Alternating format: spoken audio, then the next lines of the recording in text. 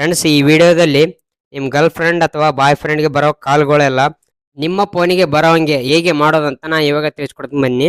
ಅವ್ರಿಗೆ ಬರೋ ಕಾಲ್ಗಳೆಲ್ಲ ನಿಮಗೂ ಬರ್ತವೆ ಮತ್ತೆ ಅವರಿಗೆ ಬರ್ತವೆ. ಅದು ಹೇಗೆ ಮಾಡೋದಂತ ನಾ ಈ ವಿಡಿಯೋದಲ್ಲಿ ತಿಳಿಸ್ಕೊಡ್ತೀನಿ ಬನ್ನಿ. ಇದು ಬಂದು ಎಜುಕೇಶನ್ ಪರ್ಪಸ್ಗೋಸ್ಕರ ಮಿಸ್ಯೂಸ್ ಮಾಡಬೇಡಿ. ಹೇಗೆ ಮಾಡೋದಂತ ನಾನು ಇವಾಗ ತಿಳಿಸ್ಕೊಡ್ತೀನಿ ಬನ್ನಿ. ಯಾರು ಫೋನ್ನಲ್ಲಿ ಮಾಡಬೇಕು ಅನ್ಕೊಂಡ್ರು ಅವ್ರು ಫೋನ್ ಡೈಲರ್ ಓಪನ್ ಮಾಡ್ಕೊಳ್ಳಿ, ಕಾಲ್ ಡೈಲರ್ ಓಪನ್ ಮಾಡ್ಕೊಳ್ಳಿ. ಇವಾಗ ರೈಟ್ ಸೈಡ್ ಮೇಲ್ಗಡೆ 3 ಡಾಟ್ ಕಾಣ್ತಲ್ಲ, 3 ಡಾಟ್ ಮೇಲೆ ಕ್ಲಿಕ್ ಮಾಡಿ. ಇವಾಗ ಸೆಟ್ಟಿಂಗ್ಸ್ ಮೇಲೆ ಕ್ಲಿಕ್ ಮಾಡಿ.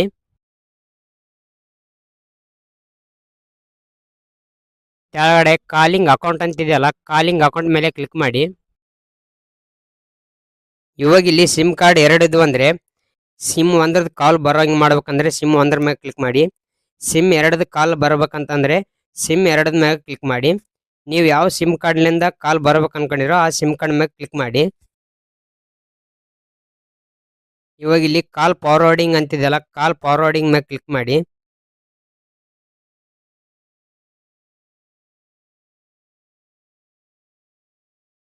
ಇಲ್ಲಿ ಕೆಳಗಡೆ ಮೂರನೇ ಆಪ್ಷನ್ಸ್ ಇದೆಯಲ್ಲ, ಮೂರನೇ ಆಪ್ಷನ್ಸ್ ಮೇಲೆ ಕ್ಲಿಕ್ ಮಾಡಿ.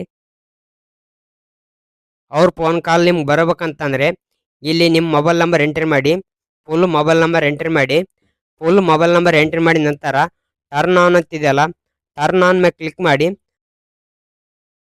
ಸ್ವಲ್ಪ ವೆಯ್ಟ್ ಮಾಡಿ, ನಿಮ್ಮ ಮೊಬೈಲ್ ನಂಬರ್ ಅಪ್ಡೇಟ್ ಆಗುತ್ತೆ. ಅಪ್ಡೇಟ್ ಆದ ನಂತರ ಈ ತರ ಬರುತ್ತೆ ನೋಡಿ, ಫಾರ್ವರ್ಡಿಂಗ್ ಟು ನಿಮ್ಮ ಮೊಬೈಲ್ ನಂಬರ್ ಫುಲ್ ತೋರಿಸ್ತದೆ.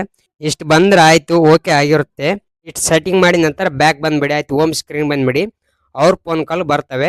ಇದು ಹೇಗೆ ವರ್ಕ್ ಆಗುತ್ತಂದ್ರೆ ಅವ್ರಿಗೆ ಯಾರೇ ಇನ್ಕಮಿಂಗ್ ಕಾಲ್ ಮಾಡಲಿ ಅವ್ರಿಗೆ ಫಸ್ಟ್ ಹೋಗುತ್ತೆ.